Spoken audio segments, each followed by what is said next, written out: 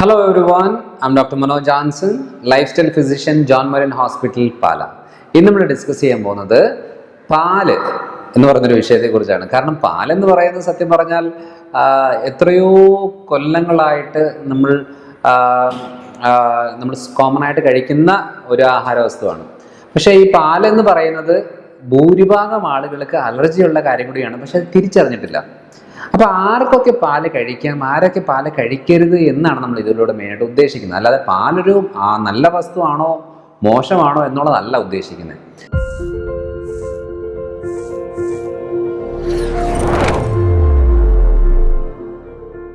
നമ്മൾ ഏതൊരു ആഹാര വസ്തു അല്ലെങ്കിൽ ഏതൊരു കാര്യവും നമ്മൾ കഴിക്കുന്ന കാര്യം ഒരു ആഹാരമായാലും അതിൽ നല്ലത് മോശം എന്ന് പറയുന്നതില്ല. അതിൻ്റെ ഡോസ്, അതിൻ്റെ അളവ്, അത് നമ്മുടെ ശരീരത്തിന് പറ്റുമോ ഇല്ലയോ എന്നുള്ളതാണ് പ്രധാനപ്പെട്ട കാര്യം.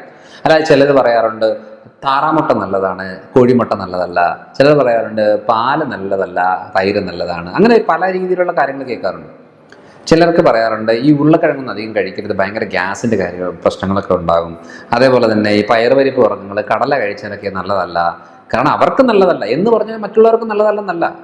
അതായത് ഉരുളക്കിഴങ്ങിന് പ്രശ്നമൊന്നുമില്ല, പക്ഷെ ആ ഉരുളക്കിഴങ്ങ് അവരുടെ ശരീരത്തിൽ ഉണ്ടാക്കുന്ന പ്രശ്നങ്ങൾ അത് പൊതുവേ സാധാരണ എല്ലാ ആളുകൾക്കും പാടില്ല എന്ന് പറയും. ചില പറയാറില്ലേ മീനിൻ്റെ കൂടെ തൈര് ഒഴിച്ച് കഴിക്കാൻ പാടില്ല എന്ന രീതിയിൽ പറയാറുണ്ട്. സത്യം പറഞ്ഞാൽ ഇതൊരു കുറേ ആളുകൾ പറയുന്നുണ്ട് ഒരു വിരുദ്ധാഹാരമാണ് എന്ന രീതിയിൽ. പക്ഷെ അത് എല്ലാവർക്കും അല്ല, ഇതൊരു കോമൺ ആയിട്ടുള്ളൊരു സ്റ്റേറ്റ്മെൻറ്റേ അല്ല. മീനിൻ്റെ കൂടെ നമ്മൾ തൈരൊഴിച്ച് കഴിക്കുന്നതുകൊണ്ട് കുഴപ്പം വരത്തില്ല. അതേപോലെ തന്നെ മീനിൻ്റെ കൂടെ നമ്മൾ കാച്ചിയ മോര് കഴിക്കുന്നത് കുഴപ്പമില്ല. കാരണം ഞാൻ മീനിൻ്റെ കൂടെ കാച്ചിയ മോര് കഴിക്കുന്ന ഒരാളാണ്. പക്ഷേ ആരാണ് പാടില്ലാത്തത്? സ്കിൻ പ്രശ്നമുള്ളവർക്ക് എടുക്കാൻ പാടില്ല. വയറ്റിലെ പ്രശ്നം, പ്രത്യേകിച്ച് പുളിച്ചേട്ടൽ, വയറ് കമ്പിക്കൽ, മലബന്ധ പ്രശ്നങ്ങളുള്ളവർ അതെടുക്കാൻ പാടില്ല. അതേപോലെ തന്നെ തുമ്മല്, ശ്വാസം മുട്ടൽ, അലർജി പ്രശ്നമുള്ളവർ ഈ പാലും മീനും കോമ്പിനേഷൻ നല്ലതല്ല എന്ന് പറഞ്ഞാൽ അതൊരു കോമൺ സ്റ്റേറ്റ്മെന്റ് അല്ല, എല്ലാവർക്കും പാടില്ല എന്നുള്ളതല്ല. ഈ പ്രശ്നമുള്ളവർ ഇത് എടുക്കുമ്പോൾ ഈ പ്രശ്നങ്ങൾ കൂടാറുണ്ട്. ചില ആളുകൾക്ക് വരാറുള്ള കാര്യം എന്ന് വെച്ചാൽ കഫക്കെട്ട് വളരെ കോമൺ ആയിട്ട് വരുന്നവരാണ്. ചിലർ പറയാറുണ്ട് എനിക്ക് ഭയങ്കര സൈനസ് പ്രശ്നങ്ങളുണ്ട് എന്ന രീതിയിൽ പറയാറുണ്ട്. ചില ആളുകൾ പറയാറുണ്ട് എനിക്ക് രാവിലെ ഭയങ്കര തുമ്മൽ വരാറുണ്ട്. അപ്പോൾ ഈ കോമ്പിനേഷൻ, പ്രത്യേകിച്ച് ഈ പാല്, തൈര്, മോര്, മീന് കോമ്പിനേഷൻ എടുക്കുന്നവർക്ക് ഈ പ്രശ്നം നാലിരട്ടി കൂടും. അതായത് ഈ കോമ്പിനേഷൻ പോലുമല്ല പ്രശ്നം. ചിലർക്ക് പറയാറുണ്ട് നിങ്ങൾക്ക് വെരിക്കോസ് അൾസർ ഉണ്ട്, കാലിലെല്ലാം ചൊറിഞ്ഞു പൊട്ടുന്നുണ്ട്, കാല് കറുത്ത് വരുന്നുണ്ട്, അതേപോലെ എക്സിമ കണ്ടീഷനാണ്, നിങ്ങൾ പാൽ ഉപയോഗിക്കരുത് എന്ന് നിർബന്ധമായിട്ടും പറയുന്ന കാര്യം എന്താണെന്ന് വെച്ചാൽ ഈ പാലിൽ നമ്മുടെ ലാക്ടോസ് ഇൻടോളറൻസ് ഉള്ള ആളുകൾക്ക് പ്രശ്നങ്ങൾ ഉണ്ടാക്കും, പ്രോട്ടീൻ ഇൻടോളറൻസ് ഉള്ള ആളുകൾക്ക് പ്രശ്നം ഉണ്ടാക്കും. ഈ പ്രശ്നങ്ങൾ സ്കിന്നിലേക്ക് വരും. അല്ലാതെ സ്കിന്നിന് എന്ത് പ്രശ്നമുണ്ടല്ലോ, സ്കിന്നിന് ട്രീറ്റ്മെൻറ്റ് ചെയ്തുകൊണ്ടിരുന്നതെന്ന് മാത്രം ആ സ്കിൻ പ്രശ്നങ്ങൾ മാറില്ല. സോ ഇത് ഇൻറ്റസ്റ്റൈൻ തൊട്ട് തുടങ്ങുന്നതാണ്. അതിൻ്റെ മെയിൻ കോസായിട്ട് വരുന്നത് നമ്മുടെ പാല്, ഗോതമ്പ്. ഈ രണ്ട് കാര്യങ്ങൾ ഭൂരിഭാഗം ആൾക്കാർ ശ്രദ്ധിക്കാറില്ല. അതുകൊണ്ട് പാല് മോശമായിട്ടല്ല, സ്കിൻ പ്രശ്നമുള്ളവർ പാല് തൊടാതിരിക്കുക, വയറ്റിൽ പ്രശ്നമുള്ളവർ പാല് കഴിക്കാതിരിക്കുക എന്നുള്ളതാണ് ഏറ്റവും നല്ല കാര്യം. ചിലർക്ക് തൈര് കുഴപ്പമില്ല, അത് നമ്മൾ കഴിച്ച് നോക്കി കഴിയും മനസ്സിലാവും. ചിലർ പറയാറുണ്ട് എസിഡിറ്റി എങ്ങനെയുണ്ട് എന്ന് ചോദിക്കുമ്പം ഡോക്ടർ എന്ന് പറഞ്ഞതിന് ശേഷം ഞാൻ പാല് കഴിച്ചില്ല, പാല് കഴിക്കാതിരുന്നിട്ട് ഇപ്പോൾ 2 ആഴ്ച എനിക്ക് അസിഡിറ്റി പ്രശ്നങ്ങളില്ല. അപ്പം എനിക്ക് ഇത്രയും നാൾ അറിയില്ലായിരുന്നു, ഞാൻ ഇത്രയും നാളും പാല് കുടിച്ചുകൊണ്ടിരിക്കുമായിരുന്നു, എൻ്റെ അസിഡിറ്റി തീരുന്നില്ല. പാലിന് അസിഡിറ്റിക്കൊക്കെ നല്ലതാണല്ലോ, ഇതൊക്കെ തണുപ്പാണല്ലോ എന്ന് പറഞ്ഞ ഞാൻ കുടിച്ചുകൊണ്ടിരിക്കുമായിരുന്നു. അപ്പോൾ നിങ്ങൾക്ക് ആർക്കെങ്കിലും അസിഡിറ്റി പ്രശ്നമുണ്ടോ, നിങ്ങൾ 2 ആഴ്ചത്തേക്ക് പാലൊന്ന് മാറ്റി വെച്ച് നോക്കുക, അന്നേരം നമുക്ക് മനസ്സിലാവും മാറ്റം ഉണ്ടോ ഇല്ലയോ എന്നുള്ളത്. സോ ഇതാണ് നമ്മൾ ഏറ്റവും കൂടുതൽ തിരിച്ചറിയേണ്ടത്, അല്ലാതെ പാല് മോശമായിട്ടല്ല. ഇനി തൈര് ഏറ്റവും നല്ല ഒരു ആഹാര വസ്തുവാണ്. പാലിനെക്കാട്ടിലും നല്ലൊരു ഓപ്ഷൻ തൈരാണ്. കാരണം പാല് കുടിച്ചാൽ ഇത് നമ്മൾ കൺവേർട്ട് ചെയ്ത് തൈരാക്കി ശരീരം അങ്ങനെയാണ് വലിച്ചെടുക്കുന്നത്. സോ അപ്പോൾ തൈരാണ് കുറച്ചുകൂടെ നല്ലൊരു ഓപ്ഷൻ പാലിനെക്കാട്ടിലും. സോ അതായിരിക്കും നല്ലൊരു കാര്യം. ഇനി തൈര് കഴിക്കുന്നവർക്കും പ്രശ്നമുണ്ട്. തൈര് കഴിക്കുന്ന ആൾക്കാരിലും ഈ പാല് കഴിക്കുമ്പോൾ ഉണ്ടാകുന്ന പ്രശ്നം തൈര് കഴിക്കുമ്പോൾ ഉണ്ടെങ്കിൽ അത് മാറ്റി വെച്ചേ പറ്റൂ, അല്ലാതെ അത് മോശപ്പെട്ട ആഹാരം ആയതുകൊണ്ടല്ല. പക്ഷെ വലിയ കുഴപ്പമില്ലാത്തത് വെണ്ണ, ബട്ടർ, ചീസ് എന്ന് പറയുന്ന, അതേപോലെ വെണ്ണ, ചീസ്, അതേപോലെ നെയ്യ്, ഈ ഒരു കാറ്റഗറി, അത് മിൽക്ക് പ്രൊഡക്റ്റിൽ പാലിനെക്കാട്ടിലും നല്ലത് തൈരാണ്, തൈരിനെക്കാട്ടിലും നല്ലത് മോരാണ്. മോരിൻ്റെ രീതിയിൽ വന്നു കഴിയുമ്പോൾ നമുക്ക് മറ്റു ആരോഗ്യ പ്രശ്നങ്ങളൊന്നും ഇല്ലെന്നുണ്ടെങ്കിൽ ഏറ്റവും നല്ലൊരു ഓപ്ഷൻ ഈ ബട്ടർ, ചീസ്, ഗീ ഐറ്റംസ് ആണ്. അപ്പോൾ നമ്മൾ ഇപ്പോൾ ഞാനാണെങ്കിൽ രാവിലെ മില്ലറ്റിൻ്റെ ദോശ ഉണ്ടാക്കും. മില്ലറ്റിൻ്റെ ദോശ വളരെ സിമ്പിളാണ്. ഞാൻ ഉണ്ടാക്കുന്ന രീതി എങ്ങനെയാണെന്ന് വെച്ചാൽ, ഇപ്പോൾ സാധാരണ നമ്മൾ 1 ഗ്ലാസ് അരി, 1/2 ഗ്ലാസ് ഉഴുന്നിട്ടാണല്ലോ ദോശ ഉണ്ടാക്കുന്നത്. അതിൻ്റെ കൂടെ പലതും നമ്മൾ മിക്സ് ചെയ്യും. ചിലർ രാവിലെ മിക്സ് ചെയ്യും, ചിലർ ചോറ് മിക്സ് ചെയ്യും, അങ്ങനെ പലതും മിക്സ് ചെയ്യും.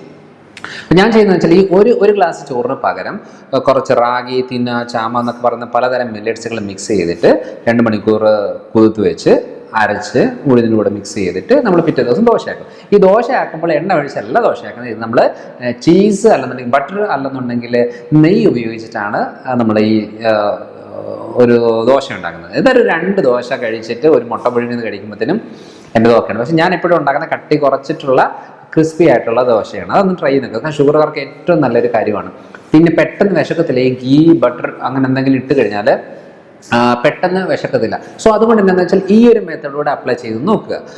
പിന്നെയുള്ള കാര്യം എന്ന് വെച്ചാൽ അതായത് നമ്മൾ നടത്തി വെച്ച ഒരു സ്റ്റഡി അനുസരിച്ച്, കാരണം ഇത് മെഡിക്കൽ കോളേജുകളിലൊന്നും പഠിപ്പിക്കുന്ന രീതിയല്ല. കാരണം ഇത് നമ്മൾ എക്സ്പീരിയൻസ് ചെയ്ത് വരുമ്പോൾ ഇത് നല്ലത് എന്ന് പറയുന്ന പല സാധനങ്ങളും നമ്മൾ എക്സ്പീരിയൻസ് ചെയ്ത് വരുമ്പോൾ അത് നല്ലതല്ലാന്ന് തന്നെ തോന്നും. അപ്പം നമ്മൾ നമ്മുടേതായ ഒരു തിയറി കണ്ടുപിടിക്കും.